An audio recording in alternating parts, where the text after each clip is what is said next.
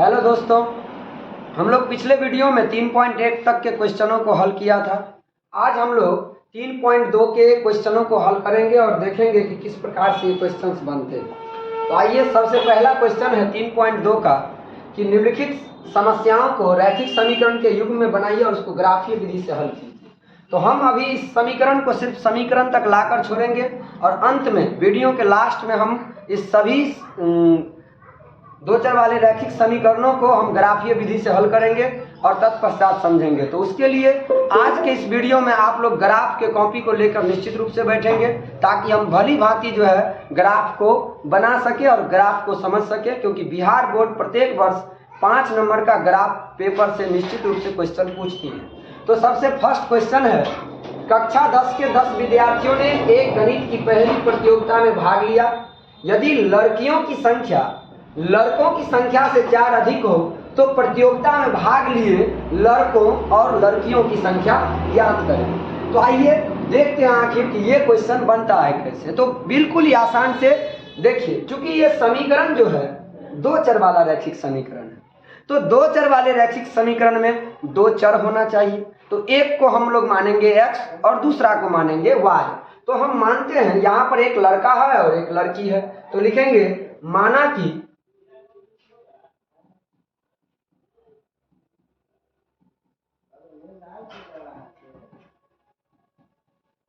कि लड़कों की संख्या बराबर x और लड़कियों की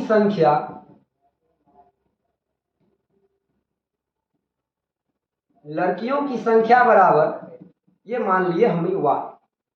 अब लिखते हैं प्रश्नानुसार।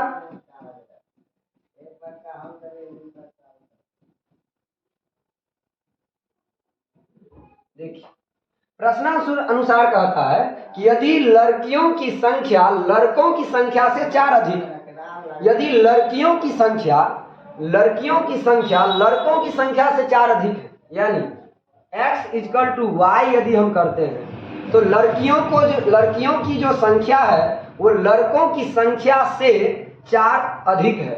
लड़कों की संख्या से 4 अधिक है तो लड़कों की संख्या में 4 प्लस करेंगे। लड़कों की संख्या में 4 अधिक हो गया।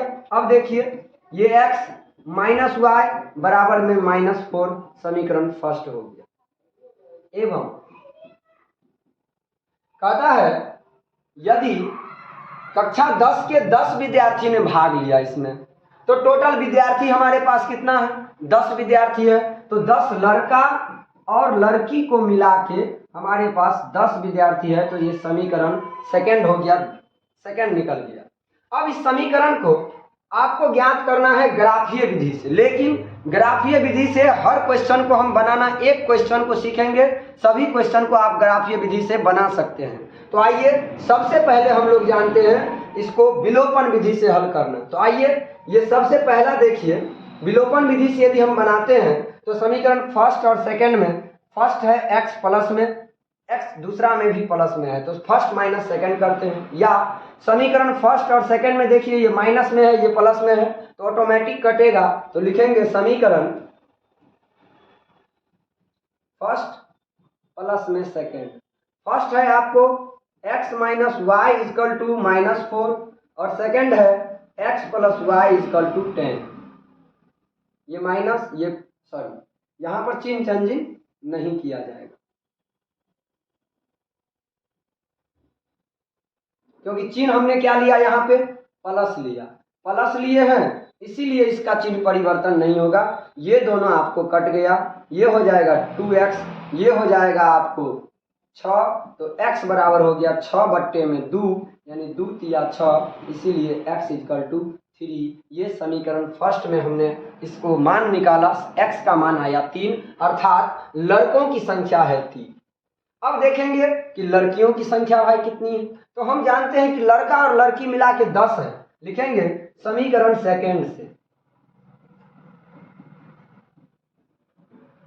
समीकरण सेकंड है x + y = 10। अब आप देखिए, यहां पर x का मान निकला हमें कितना, तो x का मान निकला कितना, 3 निकला है। तो x का मान 3 हम लोग इनपुट करेंगे, x का मान 3 तो x के सामने में देंगे 3 या 3 + y = 10 या y = 10 माइनस का 3, इसीलिए y = 7।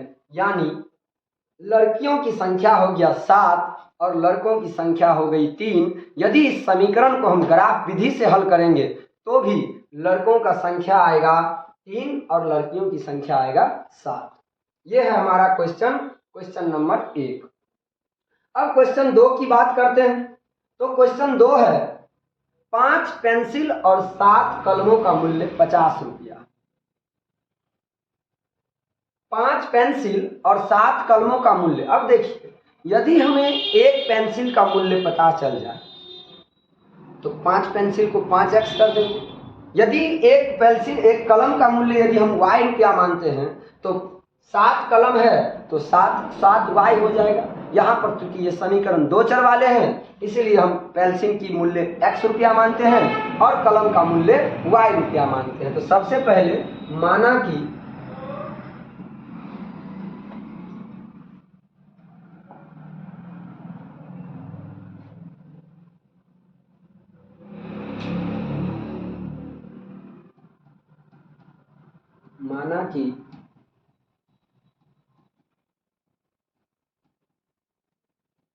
पेंसिल का मूल्य बराबर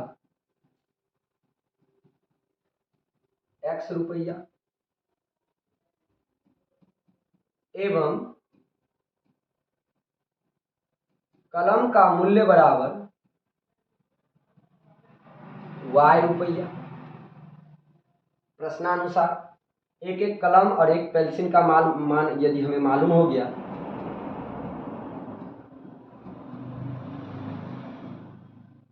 प्रश्नानुसार कहता है 5 पेंसिल और 7 कलम का मूल्य दोनों को जोड़ के 50 रुपया है। यहाँ पर आप देख रहे हैं पेंसिल का मूल्य x रुपया है तो 5x हो जाएगा प्लस 7y हो जाएगा बराबर में कितना रुपया, तो 50 रुपया। इक्वेशन फर्स्ट, समीकरण फर्स्ट। जबकि 7 पेंसिल तो 7x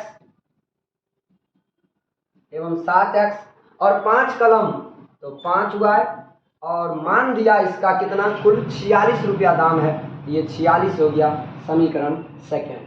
फर्स्ट और सेकेंड को हल करेंगे तो एक कलम और एक पेंसिल का दाम आपको निकल जाएगा। जो x का मान आएगा वो पेंसिल का मूल्य हो गया, जो y का मान आएगा वो कलम का मूल्य हो जाएगा। इस प्रकार हम एक पेंसिल और एक कलम का मूल्य या तो आप विलोपन विधि से बनाइए या प्रतिस्थापन विधि से बनाइए या इसे ब्रजगुणन विधि से बनाइए और इसे आप ग्राफीय विधि से भी बना सकते हैं। तो ये सभी सवाल आपके लिए होमवर्क में रहा, निश्चित रूप से बनाइए। बनता है सो भी, नहीं बनता है सो भी हमें कमेंट बॉक्स में निश्चित रूप से लिखें। नेक्स्ट क्वेश्चन की हम बात करेंगे। तो नेक्स्ट क्वेश्चन है हमारा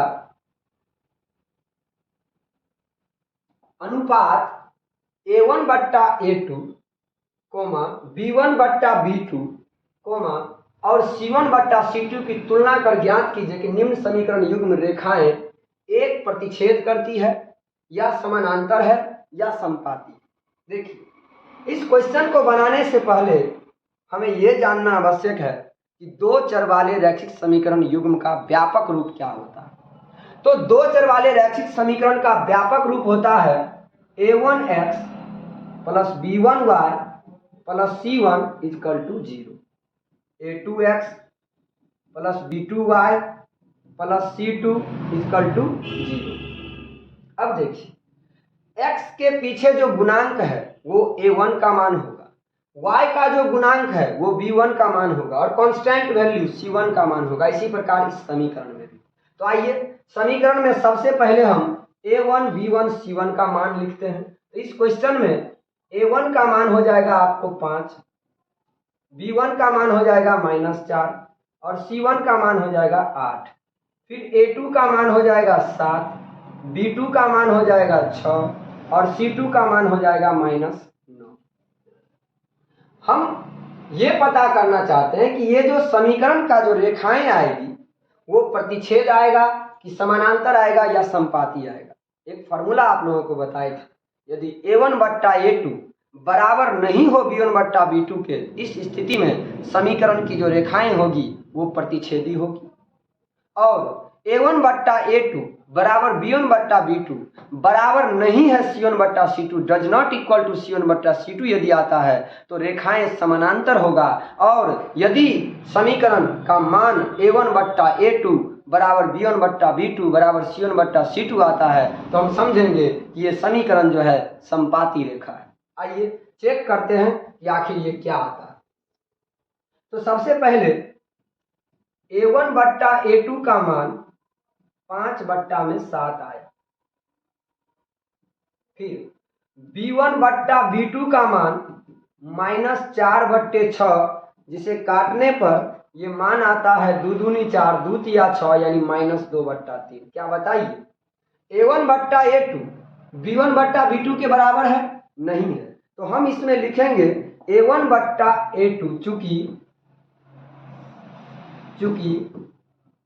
A1 बट्टा A2 does not equal to B1 बट्टा B2, इसीलिए ये प्रतिच्छेदी रेखा होगा। इस समीकरण का जो रूप होगा, जो रेखा आएगा वो प्रतिच्छेदी रेखा आएगा, अर्थात एक दूसरे को ऐसे क्रॉस करेगा। ये फर्स्ट क्वेश्चन। फिर सेकेंड क्वेश्चन देखिए, आप देखकर ही बना सकते हैं कि इसका रूप क्या आएगा। देखिए आप देख रहे हैं यहाँ पर A1 बट्टा A2 यानी 9 बट्टा 18 है, तो 1 बट्टा 2 आएगा इसका मान A1 बट्टा A2 का। फिर B1 बट्टा B2 का भी मान क्या आएगा, तो 1 बट्टा 2 आएगा, 3 एकम 3 3 दूना 6।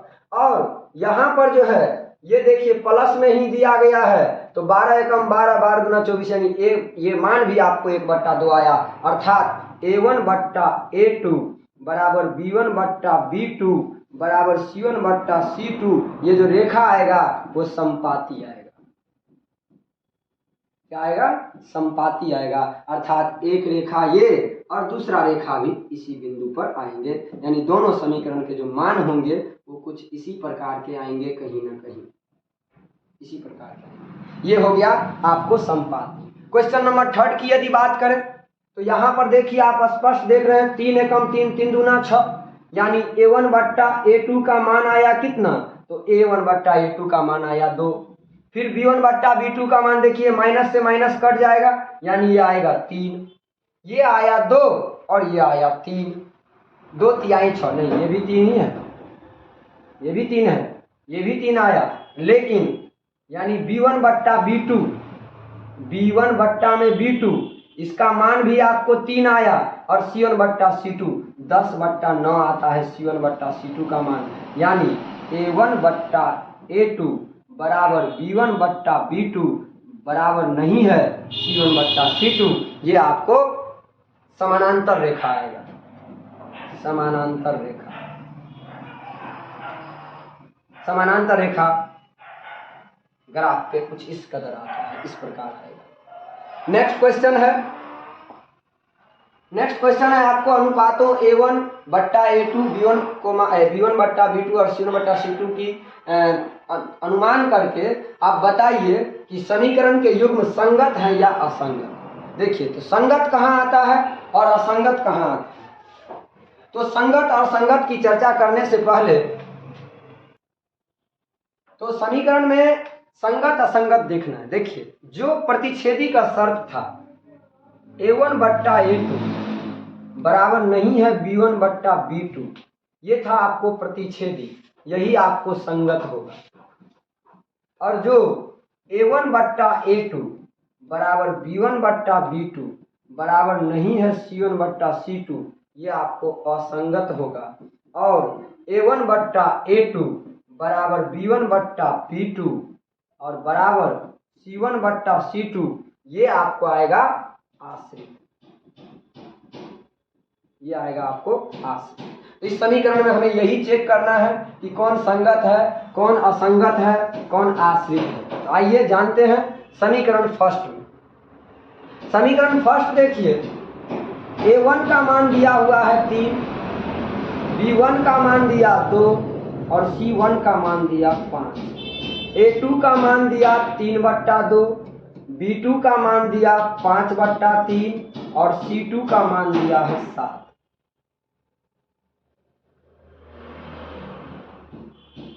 नहीं, ये इसका थोड़ा सा टाइपिंग में मिस्टेक हो गया है। इस समीकरण का, ये समीकरण इसका है, ये इसका है और ये ऐसे दिया गया है। तो फर्स्ट क्वेश्चन देखिए, A1 का मान 3, B1 का मान 2 और C1 का मान दिया 5, A2 का मान दिया 2, B2 का मान दिया -3 और C2 का मान दिया है 7। अब देखिए यहाँ पर A1 B1 C2 और A2 B2 C2 का मान दे दिया गया है। तो देख रहे हैं आप A1 बट्टा A2 जो है वो 3/2 है और B1 बट्टा B2 जो है वो -2/3 है, जो कि बराबर नहीं है। अर्थात लिखेंगे चूंकि A1 बट्टा A2 बराबर नहीं है B1 बट्टा B2, इसका अर्थ हो जाएगा कि ये समीकरण जो है क्या है, तो संगत है, संगत। इस स्थिति में समीकरण का जो रूप आएगा वो संगत होगा। अब नेक्स्ट क्वेश्चन है, आपको सेकंड नंबर जो क्वेश्चन है यहाँ पर देख रहे हैं A1 बट्टा A2 यदि हम लिखते हैं तो 2/4 होगा, अर्थात 1/2। और B1 बट्टा B2 की यदि बात करें तो 3/6 माइनस माइनस कर जाएगा, इसका भी मान आएगा 1/2। और C1 बट्टा C2 का जो मान आएगा वो 8/9 आएगा, जो कि बराबर नहीं है। अर्थात इसका रूप हो जाएगा A1 बट्टा A2 बराबर B1 बट्टा B2 बराबर नहीं है C1 बट्टा C2, ये हो जाएगा आश्रित। ये सॉरी आश्रित नहीं, ये असंगत हो जाएगा, असंगत। आश्रित होगा, आश्रित होगा जिसमें तीनों बराबर होंगे। जैसे कि इसमें देखिए 3/2 है, 5/3 है, इधर 9 है, इधर 10 है, 14 और उधर 7। देखते हैं कि A1 बट्टा A2 का मान कितना आता है इसका। तो A1 का मान आता है 3/2 और A2 का मान आता है, एक ही बार कर लीजिए, A1 बट्टा A2 यानी 3/2/9। इसके बट्टा में कुछ नहीं तो 1, तो 3/2 गुना 1 ऊपर, 9 आया नीचे, 3 एकम 3, 3 दूना 6, यानी 1/3 3 9 3 दूना 6, 1/6 आया A1 बट्टा A2 का मान। अब देखिए B1 बट्टा B2 का मान कितना आता है। तो B1 बट्टा B2 का मान आ रहा है 5/3 बट्टा में -10। जब ये माइनस में 10 आया तो आपको ये प्लस में आया है और ये माइनस में आ जाएगा। देखिए ऐसे 5/3, 1 ऊपर, -10 नीचे, 5 दूना 10 यानी -1/6 हो जाता है, 3 दूना 6, जो कि रूप आता है A1 बट्टे A2 बराबर नहीं है, does not equal to B1 बट्टा B2। इसीलिए ये जो है आपको हो जाएगा संगत, ये हो जाएगा संगत। अब नेक्स्ट क्वेश्चन है हमारा, नेक्स्ट क्वेश्चन की यदि बात करें तो नेक्स्ट क्वेश्चन है हमारा ये 4 और 5 और भी क्वेश्चन है इसमें। तो देखिए इस क्वेश्चन को बनाने के लिए आप जैसा हमने पिछले क्वेश्चन को इस क्वेश्चन को बनाए, इसी प्रकार आप ये दोनों क्वेश्चन भी बना लेंगे। यदि A1 बट्टा A2 does not equal to B1 बट्टा B2 आता है तो संगत होगा। A1 बट्टा A2 बराबर B1 बट्टा B2 does not equal to C1 बट्टा C2 तो असंगत होगा, और जिसमें तीनों बराबर होगा वो जो है आपको संपाती रेखा होगी। अब देखिए क्वेश्चन नंबर 4, क्वेश्चन नंबर 4 भी सेम टू सेम है। इसमें हमें संगत असंगत बतलाना है, और यदि संगत है तो उसको ग्राफीय विधि से हल करना है।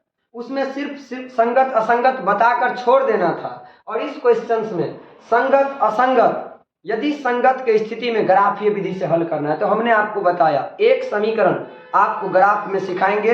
नेक्स्ट वीडियो में भी हम ग्राफ को एक स्पेशल ग्राफ का वीडियो बनाएंगे, एक शॉर्ट वीडियो बनाएंगे, छोटा सा वीडियो बनाएंगे और आप लोगों को ग्राफ सिखाएंगे, तब आप ग्राफ इसको बना लीजिएगा। अभी हम चेक कर लेते हैं कि कौन सा संगत है और कौन सा असंगत है। डायरेक्टली यदि हम देखें तो ये देखिए समीकरण फर्स्ट में देखिए ये फर्स्ट का है, ये सेकेंड का है, ये थर्ड का है, ये फोर्थ का है। अब देखिए इसमें हम बात करते हैं इस फर्स्ट का। तो A1 बट्टा A2 क्या आता है? तो A1 बट्टा A2 आता है 1 बट्टा का 2, 1 बट्टा का 2 कॉमा B1 बट्टा B2 क्या आता है? तो B1 बट्टा B1, B1 बट्टा B2 1 बट्टा 2, इसका भी 1 बट्टा 2 आता है। और C1 बट्टा C2 क्या आता है? तो C1 बट्टा C2 का मान भी, ये 5 है ये 10 है, 1 बट्टा 2 होगा, यानी ये मान भी आता है 1 बट्टा 2। देखिए जिसमें तीनों बराबर हो क्या संगत होगा? नहीं, ये हो जाएगा आश्रित। क्या हो जाएगा? आश्रित, आश्रित समीकरण हो जाएगा। सेकंड की बात करें, सेकंड देखिए, सेकंड में जो है आपको दिया गया है x माइनस वाई, यानी A1 का मान 1, A1 बट्टा में A2, इस क्वेश्चन को हम हल कर रहे हैं तो 1 बट्टा का 3, B1 बट्टा B2, तो B1 बट्टा B2 का हो जाएगा माइनस 1 बट्टा माइनस 3, यानी इसका भी मान आ जाएगा 1 बट्टा 3, ऊपर माइनस ये दोनों कट के 1 बट्टा 3 आएंगे। अब देखिए C1 बट्टा का C2, तो C1 का मान है कितना? 8, और ये मान है कितना? 16, तो 8 बट्टा का 16 कट के आ जाएगा 1 बट्टा 2। अब देखिए चूंकि A1 बट्टा का A2 बराबर B1 बट्टा का B2 और does not equal to C1 बट्टा का C2, इस समीकरण, ये स्थिति में समीकरण असंगत आता है। क्या आता है? असंगत। तो इस स्थिति में क्या ग्राफ विधि से हल करना है? बिल्कुल भी नहीं करना है। करना है कब? जब संगत आएगा तब। अब देखिए, अब जो क्वेश्चन है हमारे सामने वो 3 नंबर क्वेश्चन, A1 बट्टा का A2, तो A1 का मान 2 और ये 4, 2 बट्टा का 4 जो कि कट के आता है 1 बट्टा का 2। अब B1 बट्टा का B2, तो B1 बट्टा B2 1 बट्टे का माइनस 2, देखिए 1 बट्टा का माइनस 2 जो कि एक दूसरे के बराबर नहीं है, इसीलिए लिखेंगे चूंकि A1 बट्टा A2 does not equal to B1 बट्टा B2, और इस स्थिति में ये जो समीकरण है, इसीलिए ये समीकरण क्या है? तो ये समीकरण संगत है, और संगत है तो हमें ग्राफीय विधि से हल करना है, जो कि हम इसके लास्ट क्वेश्चंस में एक सवाल को समझाएंगे भी, और आप तमाम क्वेश्चन को ग्राफीय विधि से हल कर लेना। उससे भी समझ में नहीं आए तो एक नेक्स्ट वीडियो आएगी स्पेशल फॉर ग्राफ के लिए, जिसमें आप लोग निश्चित रूप से समझ जाएंगे।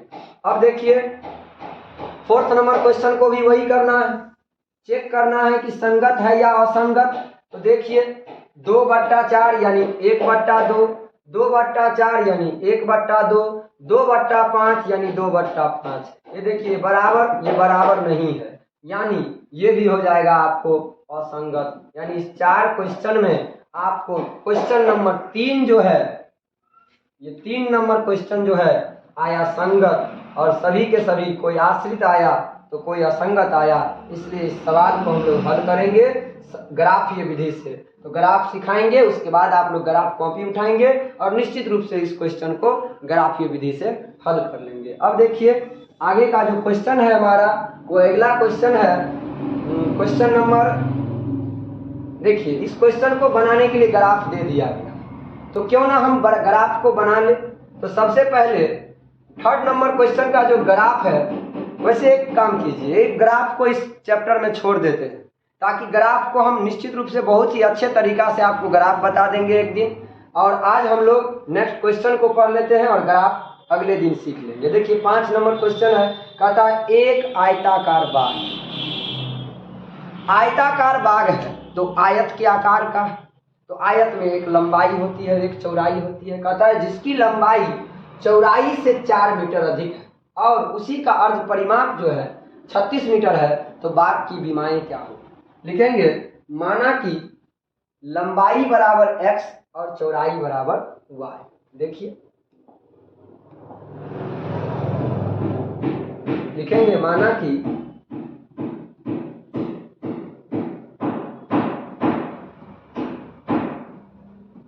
लंबाई बराबर x, मीटर में दिया है, सभी के सभी मान मीटर में मान, और चौड़ाई बराबर कितना? तो चौड़ाई बराबर y मीटर। लंबाई बराबर x मीटर और चौड़ाई y मीटर। प्रश्नानुसार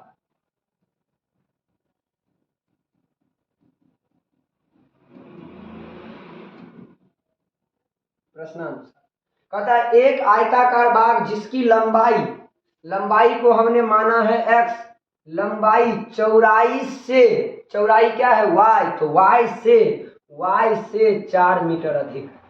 अब देखिए ये x माइनस वाई बराबर 4 समीकरण फर्स्ट एवं अब देखिए कहता है का अर्ध परिमाप किसका, तो आयताकार बाग का।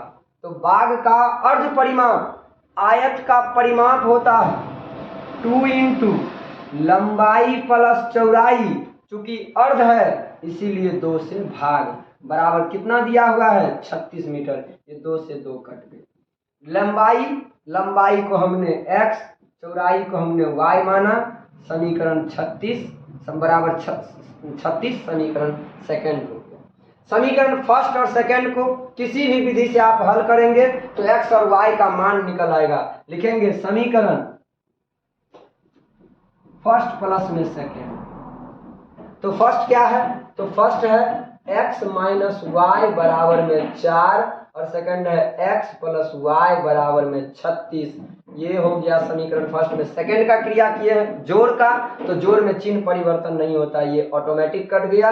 x प्लस x 2x बराबर ये हो जाएगा 40 या x इजकल टू 40 यानी 40/2, 2 से कट गया 20, इसीलिए x का मान आ गया कितना 20 मीटर। लंबाई आ गया 20 मीटर। चौड़ाई आप समीकरण 1 और 2 में किसी में भी रखकर निकाल सकते हैं। लिखेंगे समीकरण 2 में x का मान रखने पर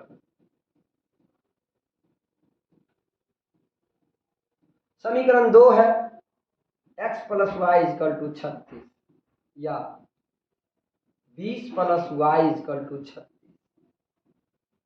या y इजकल टू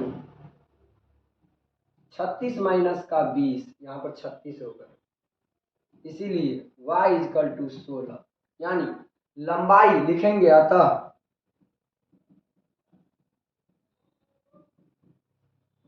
लंबाई निकला 20 मीटर और चौड़ाई निकला 16 मीटर। उस आयताकार बाग का लंबाई और चौड़ाई। ये था क्वेश्चन नंबर 5। अब देखिए क्वेश्चन नंबर 6 किस आधार पे बनता है। क्वेश्चन नंबर 6 है एक रैखिक समीकरण दिया हुआ है 2x plus 3y minus 8 is equal to 0 दी गई है। दो चरों में एक ऐसी समीकरण लिखिए ताकि प्राप्त युग्म का ज्यामितीय निरूपण जैसा कि प्रतिच्छेदी हो, दूसरा समानांतर हो और तीसरा समपाती हो। पहला समीकरण दिया है 2x plus 3y minus 8 is equal to 0। एक ऐसा समीकरण लिखना है ताकि इसका हल जो है हमें क्या हो जाए प्रतिच्छेदी करती है। प्रतिच्छेद का शर्त हम लोग जानते हैं a1/a2 बराबर नहीं है b1/b2। तो आप समीकरण यहाँ पर यदि हम ये लिखते हैं -2 बराबर 0, बताइए ये 2 a1/a2 का मान आएगा 2, b1/b2 का मान आएगा 3, तो a1/a2 बराबर नहीं होगा b1/b2, तो ये हो गया प्रतिच्छेद। यदि समीकरण इस समीकरण में यदि ये समीकरण इनपुट करें तो प्रतिच्छेदी आएगा। इसी समीकरण को यदि हम इस आधार पे बनाते हैं दो के लिए समीकरण ऊपर वाला वही लिखा रहेगा 2x प्लस 3y माइनस 8 बराबर 0। अब हमें समानांतर आना चाहिए। समानांतर में हम लोग जानते हैं a1/a2 बराबर b1/b2 बराबर नहीं है c1/c2, यानी इसमें हम लोग समीकरण लिखेंगे समीकरण लिखेंगे 4x, देखिए 1/2, ये इसको भी बराबर करना है तो प्लस 6y, ये भी आया 1/2, बराबर नहीं है तो -9 दे दीजिए।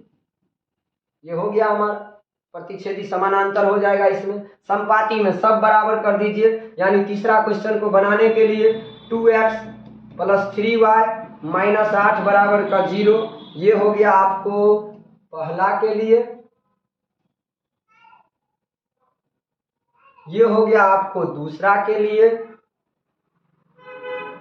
और ये हो गया आपको तीसरा के लिए एक समीकरण। तीसरा समीकरण हम अभी लिख रहे हैं, यानी 4x + 6y - 16 = 0। देखिए ये भी 1/2, ये भी 1/2, ये भी 1/2, तीनों समीकरण आपस में बराबर हो जाएंगे। a1/a2 बराबर b1/b2 बराबर c1/c2। तो इस प्रकार ये क्या हो जाएंगे, समपाती रेखा का हो जाएगा। अब क्वेश्चन नंबर है 7। एक समीकरण x - y + 1 = 0 और 3x + 2y - 12 = 0 का ग्राफ खींचिए और x अक्ष और इन रेखाओं से बने त्रिभुज के शीर्ष के निर्देशांक ज्ञात कीजिए और त्रिभुजाकार पटल को छायांकित कीजिए। लेकिन इस क्वेश्चन को आप लिख लीजिए, इस क्वेश्चन को हम भी लिख लेते हैं। नेक्स्ट वीडियो में आपको जिस दिन हम ग्राफ बताएंगे तो क्वेश्चन नंबर 7 और क्वेश्चन नंबर 4 का ये 3 और भी समीकरण को हम ग्राफ विधि से आपको हल करना सिखा देंगे। आप किसी भी समीकरण को ग्राफीय विधि से हल कर लेंगे। कुछ दिन तक हमारे वीडियो आप तक नहीं पहुंच रही थी, कुछ टेक्निकल गड़बड़ी के कारण जो है हम आप तक वीडियो नहीं पहुंचा पा रहे थे, नेट की कुछ दिक्कतें थी, इसीलिए ये वीडियो अब आपको रेगुलर वीडियो जाता रहेगा। और कल से एक नई टीचर हम लोग यानी संस्कृत के लिए, संस्कृत के व्याकरण और संस्कृत के अध्याय के लिए भी आपको हम टीचर प्रोवाइड कराएंगे। निश्चित रूप से आप हमारे वीडियो को देखते रहें, लाइक करें और सब्सक्राइब करें। जय हिंद, जय भारत।